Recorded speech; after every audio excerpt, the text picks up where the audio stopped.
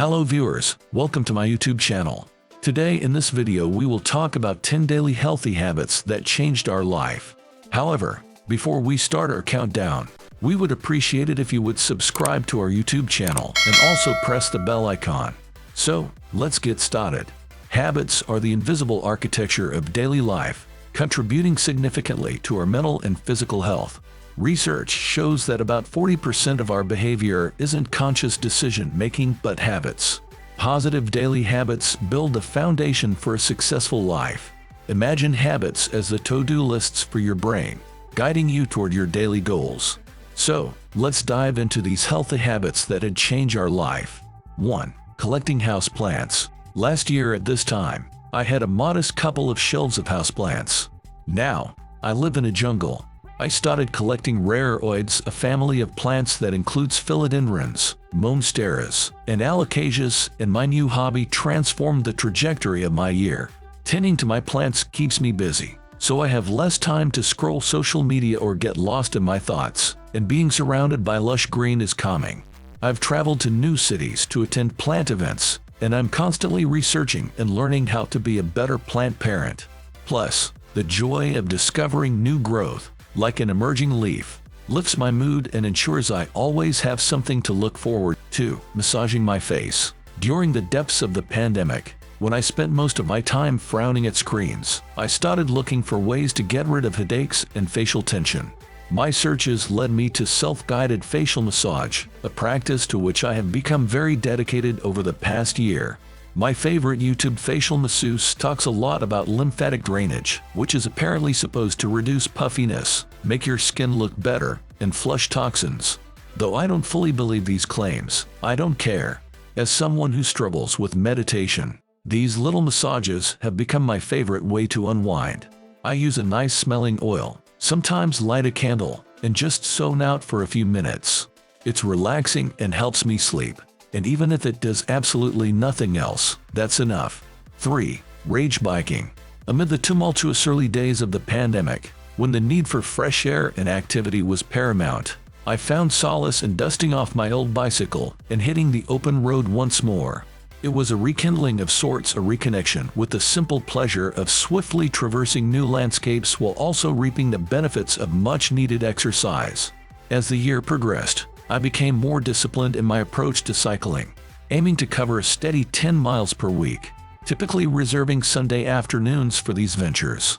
In those moments of rage biking, I find myself immersed in the present, focused solely on the road ahead, the rhythm of my breath, and the beating of my heart.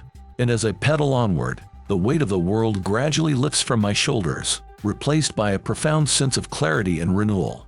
In the end, what began as a means of escape has become an integral part of my self-care routine, a reminder that sometimes the best way to confront life's challenges is to pedal through them, one revolution at a time. 4. Making one friend. Having a baby while moving to a new area is exciting and stressful. Neither leaves a lot of time for self-care and building relationships. But I'm glad I prioritized one of my desires this year, to make a real-life, local pal. I found her through Peanut, an app for moms to connect with one another. Now, we text each other daily and meet for baby walks in the park, and it's been life-changing. 5. Setting myself. Earlier this year, I profiled science podcaster Andrew Huberman, who often talks about health habits that will help listeners optimize their lives. Many of his suggestions, like taking cold showers and popping supplements, are not for me, but one stuck with me. The idea that you should see sunlight shortly after waking in the morning to regulate your circadian rhythms and improve energy and attention. Admittedly, I do not succeed at this every day. I also wrote a recent article about why snoozing your alarm isn't so bad for you, and sometimes that one ends up being more persuasive. But I've tried to incorporate more short morning walks into my routine, and find that I'm usually more alert and focused when I get outside first thing. 6. Tracking my sleep. As a chronic night owl, I've never bothered to track my sleep before, mainly because I knew it wouldn't be good news, but this was the year I got curious. After upgrading the GPS watch I take hiking to something that's lightweight and long-lasting enough to double as a daily fitness tracker. The tech that watches use to measure sleep is rudimentary, but mine has turned out to be fairly accurate at tallying my total time asleep. Here's what I've learned. When sleep experts tell you that losing shut-eye affects your mood, energy, and more, they really mean it. Bummer, I know. I'd always thought of myself as someone who could function just as well on 6 hours of sleep as I could on 8. But I can't deny that my demeanor on any given day makes a lot more sense when I look at the previous few nights. It's been a hard pill to swallow, but I'm committed to change in 2024. I'm ending my nighttime scrolling routine. 7. Taking my blood pressure. About a year ago, after several months feeling abnormally short of breath almost all the time, I finally went to see a doctor. As anyone who has ever gotten a regular checkup knows, one of the first things that happens is they check your blood pressure. Said the nurse who took mine. You know your blood pressure is at emergency levels. No, I did not. They ran all the tests and found nothing else wrong, so put me on statins and told me to take my blood pressure regularly to see what happened. Despite my frustration at not knowing the underlying cause, it was still extremely rewarding seeing my daily readings drop back into, if not an ideal, at least a relatively healthy range. Then I started playing around. I'd check my blood pressure before and after I took my dog for a morning walk. I took it at various times throughout the workday. I took it on weekends after sleeping in late, or when I came home after seeing a weekday evening movie. The patterns are probably unsurprising, but still, seeing a physical manifestation of how your stress levels change based on your habits really hammers home how lifestyle can directly impact your health. 8. Eating more ice cream. Embracing a rather counterintuitive health habit this year, I've found myself enjoying ice cream in moderation. At first glance, it might seem like an unusual choice for someone aiming to improve their health, but surprisingly, it has worked wonders for me.